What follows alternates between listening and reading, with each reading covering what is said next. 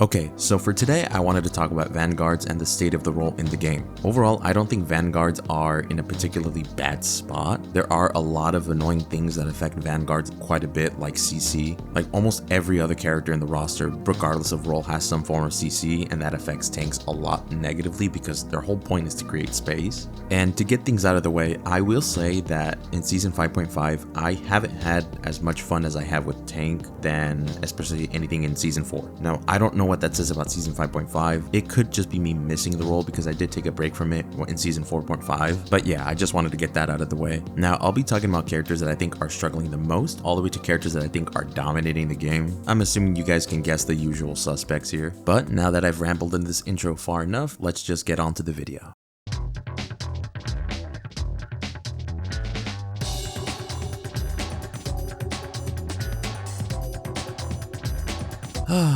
Well, what can I say here? I'm not really one for a eulogy here, but yeah, Hulk. What happened to Hulk? I think Hulk is the only character right now in the current season that genuinely is just terrible, or at least more specifically terrible to play as. Almost everybody in this roster in the game has some form of CC that can just hinder Hulk in any way, shape, or form. Other Vanguards, multiple duelists, several strategists. Hulk can go anywhere. He could turn the corner and just not be safe. It doesn't matter who he's attacking, he's always unsafe from something because everybody has so much crowd control.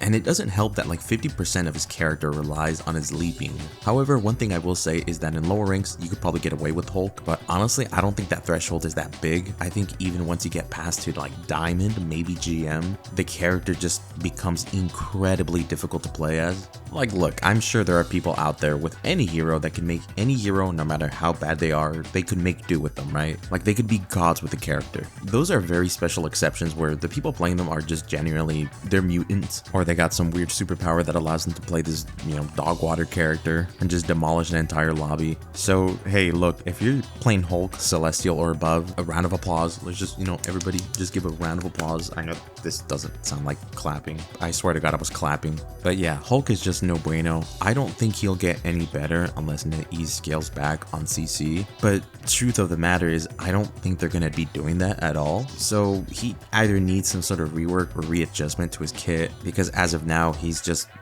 just very difficult for him to even get into the backline or just, get into what he needs to be doing, let alone get out when he needs to. So to all you Hulk players, my hat's off to you. I hope you guys get the help you guys need. And for the love of God, there's no reason a Sue Storm should be surviving a 1v1 encounter with the Incredible Hulk, let alone bully him and take his lunch money. So Dr. Stephen Strange. Dr. Strange is in a very funny place right now. I don't think he's bad like the Hulk is, but he more so is just kind of useless. Not useless in the way where he's, like I said, where he's not bad, just more so that he really doesn't do anything in this meta currently, especially when everything's such a poke heavy season. Because when it comes to Vanguards, a lot of the top picks are Magneto and Emma. And yeah, like Dr. Strange has a barrier, so shouldn't he encourage the poke play, which is pretty much what's dominating the game right now. Now, one would absolutely think so if Emma Frost just didn't exist. I feel like Doctor Strange has a very tough time right now in this current meta because at the moment he's just kind of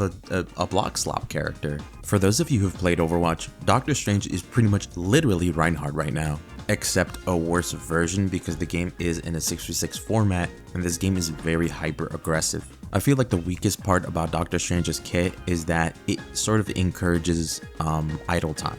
And what I mean by idle time is when he's blocking, he's just blocking. He's not doing anything else for his team other than blocking any incoming damage from a certain line of sight. And in this game, you got crazy stuff happening everywhere from all sorts of different angles. Back around Season 0, Season 1, when he had all that damage, especially with that Hulk team up, I think he was good. I think he was really good because once he puts his shield down, things are going to get serious. But as of now, it's like he really doesn't do anything anymore when it comes to damage output, especially when there are other tanks in the role that just deal way more than he does, all while still providing the necessary amount of mitigation their team needs. I don't know, right now, Doctor Strange, the only thing he's good for is his portal. I think the portal is the best part of Doctor Strange's kit. I think it's always been the best part of Doctor Strange's kit. So yeah, I just hope Netease does something more with him. If there's a character that needs a rework, I know people a lot say, they throw the word rework around for like any character at this point, but I feel like Doctor Strange just needs a little bit more oomph in his kit, because right now he's just the Uber driver. That's all Doctor Strange is. He's just the Uber driver. So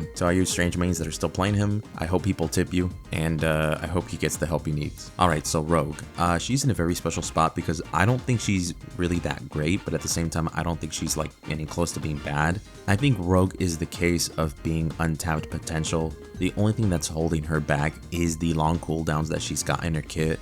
And funny enough, I think the weirdest thing about her kit is her defensive stance. Fundamentally, that move just doesn't make sense with how Netease presented it number-wise. So how defensive stance works is that she absorbs a certain amount of damage while in that stance, and in turn, depending on how much damage you absorb, it will power up your next Southern Brawl. But the thing is, for 90% of engagements, the defensive stance just doesn't last long enough for her power beater to be charged up to a certain level that would make her Southern Brawl punch, something that's worth it. Like honestly, the most effective way to use defensive stance is against certain ults like an Iron Man ult or a Magneto ult, but the thing is, I don't even know if she can survive those. I haven't tried it myself, but if she does, I'm assuming that meter is going to be full all the way, and then yeah, her Southern Brawl will pack a punch. It also doesn't help that Rogue requires a lot of sustainability from strategists, because I've seen plenty of Rogues just waste all of her cooldown, and next thing you know, she's just a deer in headlights. But I guess that's more so a player/skill issue, so don't count that, I guess. Don't pretend I never said that.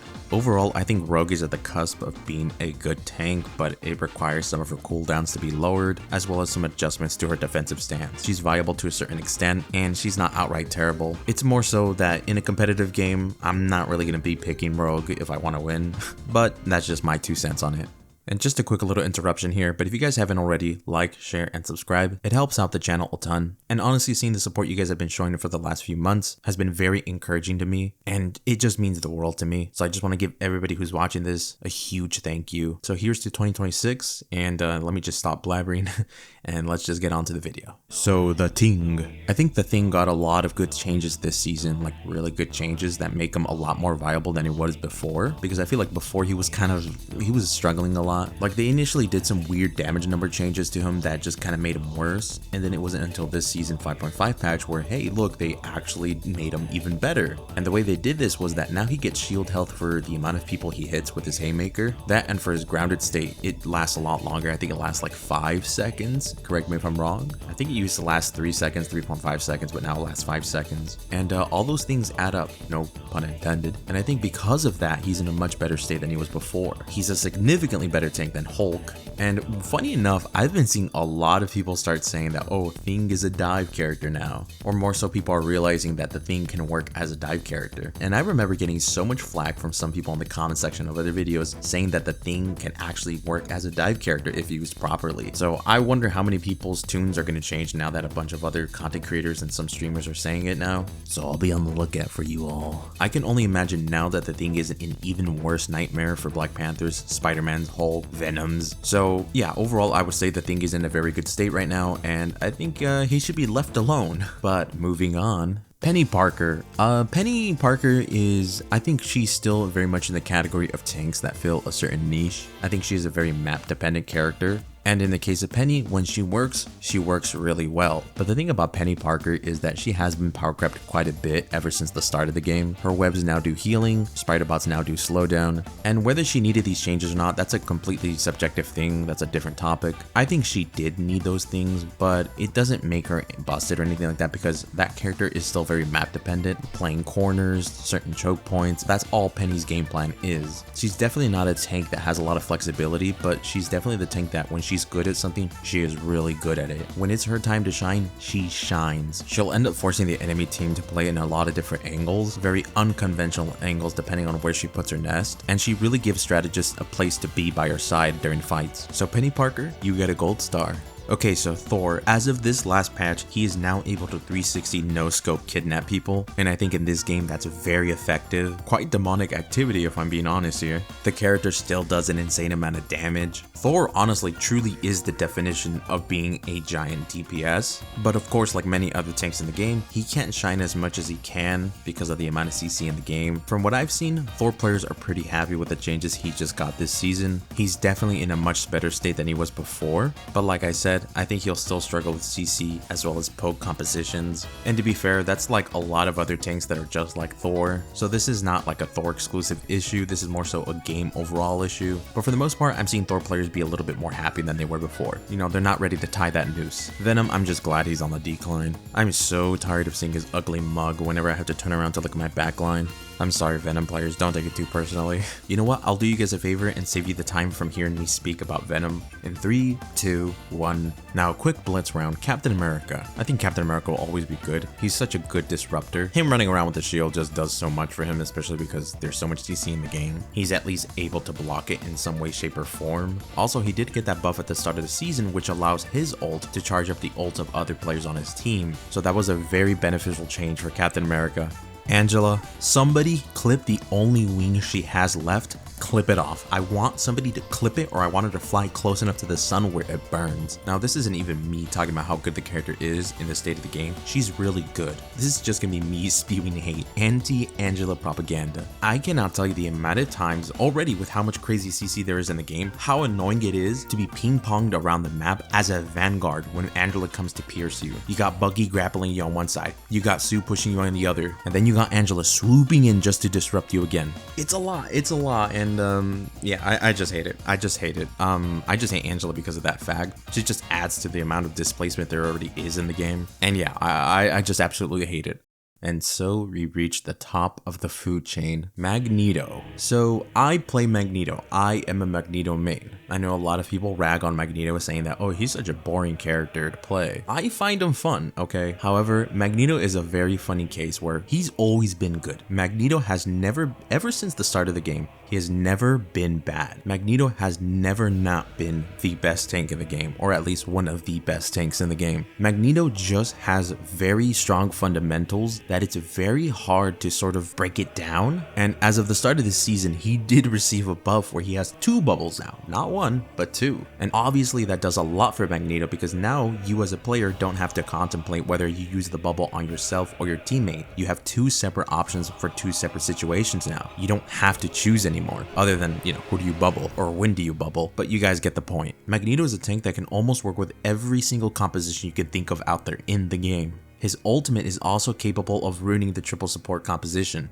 at least for that moment in the fight, because he can actually one-shot Luna Snow during her ult, he could one-shot Invis during hers, he can wipe Cloak and Dagger off from the face of the earth. And with this game being so reliant on stalling for your own ults, especially support ults, if you ain't picking Magneto, I don't want to say you're throwing, but you are severely hindering your team. The amount of space and control a good Magneto can have in a match is just insane. People talk about server admins, it's like Magneto owns the server. He owns the admins. And this brings me to the last tank I'm going to be talking about, and that is Emma Frost. A lot of people have very strong sentiments against Emma Frost, and I will say I agree with a lot of them. However, with Emma Frost, I'm just sitting here kind of scratching my head on how Netease would go about to deal with her, because as it stands now, Emma Frost has got to be one of the most nerfed tanks in the game. Scratch that. She's got to be one of the most nerfed characters in the game, and even after all those nerfs, she is still pretty good. So what does that tell you about Emma Frost? I just think by design, it's flawed to the point where no matter how much she gets nerfed, unless she gets like gutted, like badly, like to the point where she's unplayable, she will always be good. Because like Magneto, like I talked about, she has very strong fundamentals for a tank. Maybe too much strong fundamentals for a tank, because she can dish out quite a bit of damage. Honestly, with Emma and Magneto, there's really not much to say for me for this specific season because they just continue to dominate in the same ways that they always have been before. So yeah, I don't want to remind people of the nightmares they had to face when playing more rivals, so I'm gonna go ahead and close up the video here. Let me know what you guys think about the certain Vanguard changes as of this season. Do you guys think there are tanks that are very underrated? Do you guys think there are tanks that are very overrated? Go ahead and let me know in the comment section below. And remember, if you haven't already, like,